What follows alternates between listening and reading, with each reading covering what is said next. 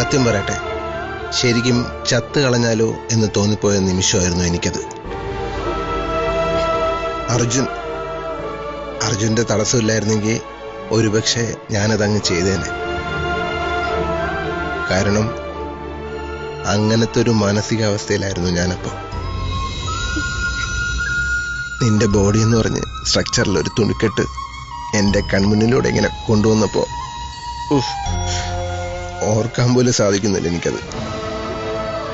ശരിക്കും എന്ത് ചെയ്യണമെന്ന് അറിയാൻ പറ്റാത്തൊരു വല്ലാത്ത അവസ്ഥ. ഇവിടെ എന്റെ കാര്യം അങ്ങനെയൊക്കെ തന്നെ ആയിരുന്നു അമ്പാടി ചേട്ടാ.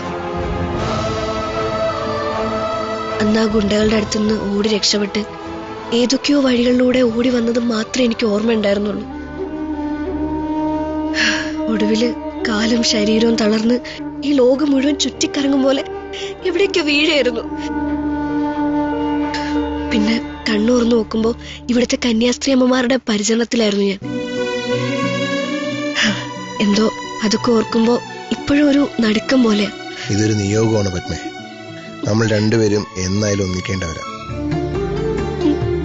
ലോകത്തെ മുഴുവൻ ഇഷ്ടപ്പെടാൻ പഠിപ്പിച്ച്, ഇഷ്ടപ്പെട്ട് ഒന്നാവാൻ പഠിപ്പിച്ച് ക്രിസ്തുദേവന്റെ മുന്നിൽ നമ്മൾ രണ്ടുപേരും ഇപ്പോ ഇങ്ങനെ നിൽക്കണമെങ്കിൽ അതൊരു ദൈവനിയോഗം തന്നെയാണ്. അതെ, ദൈവം സ്നേഹമാണ്. സ്നേഹത്തിൽ വസിക്കുന്നവൻ ദൈവത്തിലും ദൈവം അവനിലും വസിക്കുന്നു എന്നാ വചനം പറയുന്നത്. ആഹാ, താനാള് കൊള്ളാലോ. ഈ ചുരുങ്ങിയ കാലം കൊണ്ട് ബൈബിൾ വചനമൊക്കെ കംപ്ലീറ്റ് പഠിച്ചു തുടങ്ങിയല്ലേ? അയ്യോ, അങ്ങനൊന്നുമില്ല. ഇവിടുത്തെ അമ്മമാരുടെ പ്രാർത്ഥനാ വേളയിലെ ചൊല്ലുന്നതൊക്കെ ഞാനും അങ്ങനെ കേട്ടു നിൽക്കാറുണ്ട്. അങ്ങനെ മനസ്സിൽ കയറി കൂടിയതാ ഇതൊക്കെ.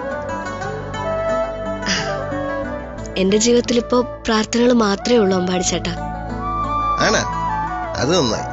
അല്ല, ദൈവത്തോട് ഇതല്ലാതെ വേറെ എന്തൊക്കെയാണ് എന്റെ പെണ്ണ് പ്രാർത്ഥിച്ചത്? പറ, കേക്കട്ടെ.